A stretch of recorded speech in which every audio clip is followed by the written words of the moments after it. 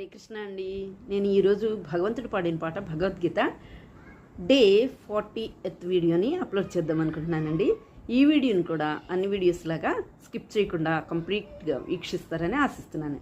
హరే కృష్ణ అండి.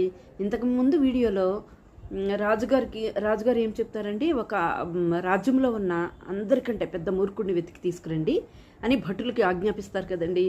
అప్పుడు భటులు రాజ్యమంతా వెతికేటప్పుడు ఒక బావి పక్కన ఒక వ్యక్తి కూర్చుని బిందెలో వాటర్ పెట్టుకుని వాటర్లో నుంచి స్పూన్తో తీసుకుని తలపై పోసుకుంటూ స్నానం చేస్తున్నారట. అప్పుడు భటులు అనుకున్నారట, ఇతనేంటి బావి పక్కన కూర్చుని బిందెలో నుంచి స్పూన్తో వాటర్ తీసుకుని స్నానం చేస్తున్నారు అంటే ఇతనే అందరికంటే పెద్ద మూర్ఖుడు అని అతన్ని తీసుకెళ్ళి రాజుగారి దగ్గర ప్రవేశపెట్టారట.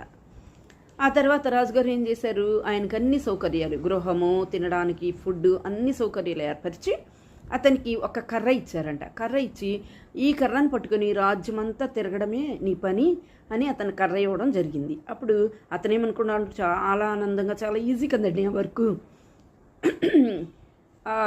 కర్రను పట్టుకుని రాజ్యమంతా తిరగడం ఈజీ కదా, సౌకర్యాలన్నీ కూడా లభిస్తున్నాయి. ఓకే, ఆనందంగా రాజ్యమంతా తిరగడం మొదలుపెట్టాడట. కొంతకాలానికి ఏమైంది, రాజుగారికి ఒక భయంకరమైన వ్యాధి వచ్చిందటండి. అంటే మనం భౌతికంగా ఉన్నప్పుడు మనకి జన్మ, మృత్యు, జరా, వ్యాధులు, ఈ 4 క్లేశాల నుంచి మాత్రం మనం తప్పించుకోలేమండి. అవి అందరికీ వస్తాయి, గొప్ప అయినా పేద అయినా ఎవరికైనా కానీ అవి వర్తిస్తాయి అన్నమాట. ఎందుకని, మనం భౌతిక ప్రపంచంలో జన్మించాం కాబట్టి. అప్పుడు వ్యాధి వస్తుంది కదండి రాజుగారికి. వచ్చినప్పుడు అప్పుడు గురువుగారు ఏమన్నారట, రాజా మీరు ఈ 2 రోజులే మాత్రమే బ్రతుకుతారండి అని చెప్పేసరికి, వైద్యుడు ఉంటాడు కదా, వైద్యుడు మీరు 2 రోజులే బ్రతుకుతారు అని చెప్పేసరికి రాజు చివరిగా ఒక కోరిక కలిగిందటండి.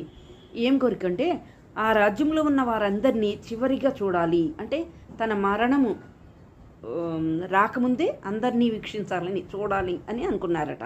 చాటుకు వేయించారంట, అందరూ వచ్చి నాకు కనిపించండి అని. అందరూ, అసలు రాజ్యంలో ఉన్న ప్రజలందరూ ఒక్కొక్కరుగా వచ్చి రాజుగారిని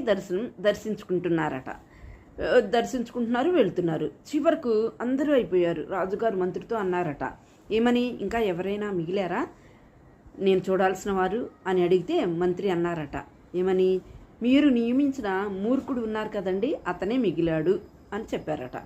ఆ మూర్ఖుడిని తీసుకురండి వెంటనే అని చెప్తే, ఆ మూర్ఖుడు ఎక్కడో అరణ్యంలో ఉంటే అతన్ని తీసుకుని వచ్చారట భటులు. అప్పుడు మూర్ఖుడు రాజుగారిని అడిగాడట.